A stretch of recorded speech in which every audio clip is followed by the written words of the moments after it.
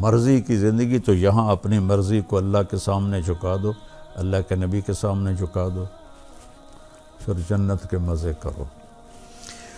تو اور سب سے زیادہ جن ملکوں میں اپنی مرضی ہم آزاد ہیں، ہمارا جسم ہماری مرضی، سب سے زیادہ نشہ وہاں بکتا ہے۔ میری کتاب اور میری زندگی، میری کتاب کو مضبوطی سے تھامو اور میری زندگی کو مضبوطی سے تھامو، تو اللہ کی رحمتیں تم پر ہمیشہ نازل ہوتی رہیں گی۔ جو ہمارے شاعر مشرق رحمہ اللہ نے فرمایا کہ محمد سے وفاتوں نے تو ہم تیرے ہیں، یہ جہاں چیز ہے کیا لوح و قلم تیرے ہیں۔ اور اللہ ہمیں توفیق دے رہا ہے، ہم غزہ بھی پہنچا رہے ہیں، اللہ کے فضل و کرم سے ہمارا لنک بن گیا ہے، وہاں بھی ہماری امداد جا رہی ہے۔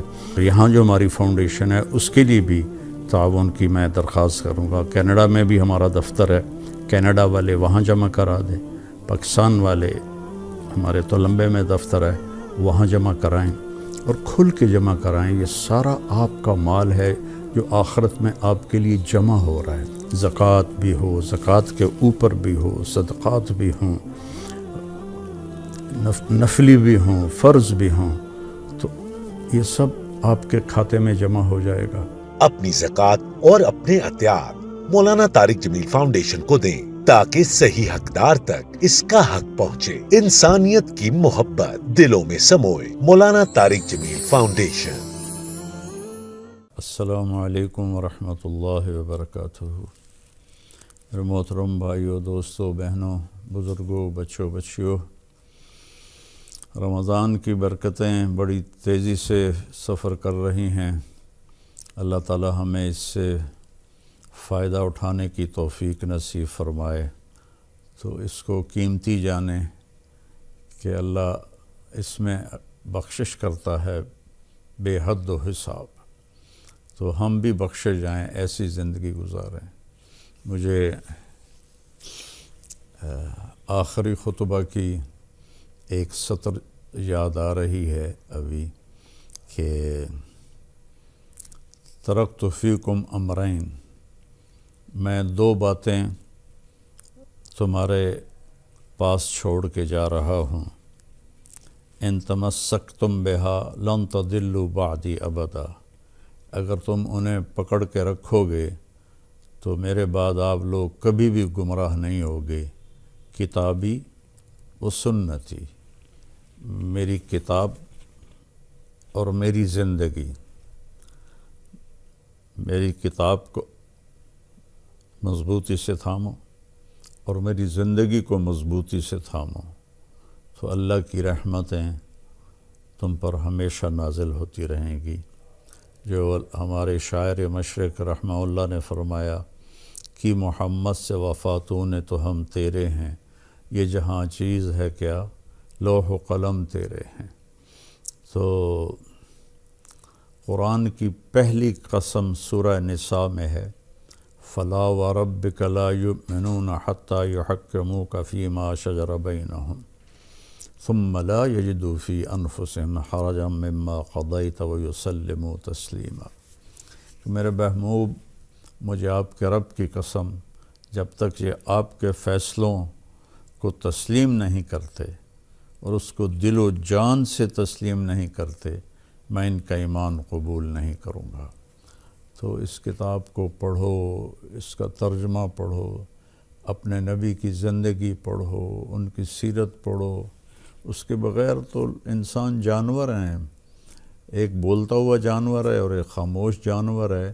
اگر یہ دو باتیں کسی کی زندگی میں نہیں ہیں تو اس میں اور جانور میں کوئی فرق نہیں ہے۔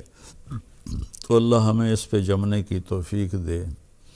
آج میں نے ایک جگہ آپ کے لیے منتخب کی ہے، اس کی تلاوت تو پیچھے گزر چکی ہے، اب تم سورہ انفال میں پہنچے ہوئے ہیں۔ اللہ تعالیٰ نے دنیا اور آخرت کا اتنا خوبصورت تقابل کیا ہے، موازنہ کیا ہے، دونوں کی تصویر دکھائی ہے، 2 تصویریں سامنے رکھ دی ہیں، ایک یہ تصویر ہے، ایک یہ تصویر ہے، ان میں سے دیکھ لو کون سی تم نے پسند کرنی ہے، میں نے تو تمہارے لیے آخرت پسند کی ہے۔ تو اعوذ باللہ من الشیطان الرجیم، بسم اللہ الرحمن الرحیم۔ زین للناس حب الشہوات من النساء والبنین والقناطیر المقنطرہ من الذهب والفضة والخیل المسومة والانعام والحرث ذلك متاع الحیاة الدنیا واللہ عندہ حسن المآب۔ پہلے میں صرف ہی آپ کے سامنے بتا دوں تو اللہ تعالیٰ فرماتے ہیں کہ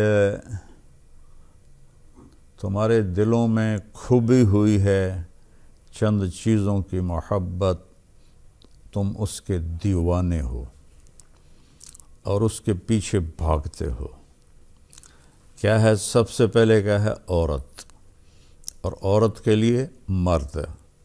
یہاں دونوں کی طرف اشارہ ہے کہ سب سے پہلی جو تمہاری خواہش ہے اور تمہاری سب سے بڑی جو تم سمجھتے ہو یہ مل جائے تو سب کچھ مل جائے، تو وہ مرد کے لیے عورت ہے، عورت کے لیے مرد ہے۔ عورت نہ ہو تو مرد بیکار ہے، مرد نہ ہو تو عورت بیکار ہے۔ ان دونوں کی ایک دوسرے کے لیے کشش اللہ نے رکھی ہے۔ پھر اولاد، اولاد کے پیچھے آدمی کتنی گڑبڑ کرتا ہے، اور جو حرام کا پیسہ اکٹھا کر رہے ہیں کہ ہماری اولاد کے کام آئے گا، ہماری اولاد کے کام آئے گا۔ تو دوسری چیز ہے اولاد، اور تیسری ہے والقناطیر المقنطرہ، سونے چاندی کے ڈھیر لگ جائیں، پیسہ، جس کو آج کی زبان میں پیسہ، ڈالر، پاؤنڈ، روپیہ، ریال، درہم، دینار، یہ آج کے سونا چاندی کے بدل میں ہیں۔ کاغذ پر اس کو یہودی لے کر آئے تھے۔ اگر اصل سونے چاندی کے سکوں پر بازار کا کاروبار ہوتا تو کبھی مہنگائی نہ ہوتی، کبھی بھی مہنگائی نہ ہوتی۔ یہ کاغذ کے نوٹ ہیں، چھاپ کے لوگوں کو بیوقوف بنا رہے ہیں۔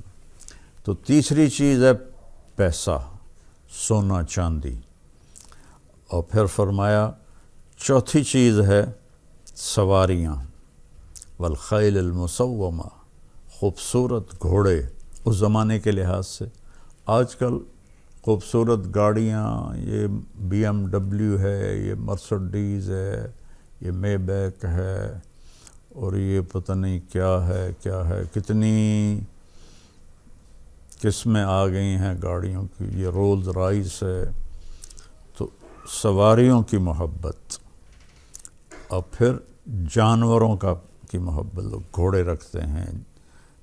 ہمارے ذمہ داروں میں تو گائے بھینس کے بغیر وہ ذمہ داری نہیں کہلاتا جس کے پاس یہ سسٹم نہ ہو۔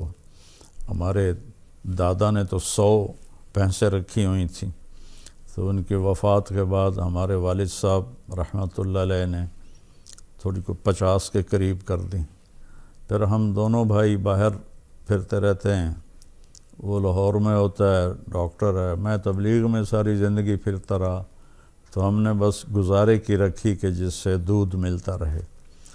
تو جانوروں کی محبت، اور اگر آپ تھوڑا سا صحراؤں میں یہیں چلے جائیں، بلوچستان، اونٹوں کے ریوڑ اور گائے کے ریوڑ، یہ ہمارا جو چولستان ہے وہاں سے لوگ نکلتے ہیں اپنی گائے لے کر، ان کا سب سے بڑا سرمایہ گائے ہے۔ 8 مہینے بیوی بچوں سمیت وہ پاکستان میں پھرتے ہیں، جہاں چارہ ملتا ہے وہاں۔ ہمارے گاؤں میں بھی آتے ہیں، جب مکی کٹتی ہے تو وہ خشک مکی کے جو ٹانڈے ہوتے ہیں وہ جمع کر کے ان کو کھلاتے ہیں۔ پھر مجھ سے ملے تو میں نے پوچھا اپنے گھر میں کتنا رہتے ہو؟ کہا جی 4 مہینے، اور 8 مہینے ہم باہر پھرتے ہیں۔ تو ان کی تو جان اٹکی ہوئی ہے اونٹ میں، گائے میں، بھینس میں۔ میں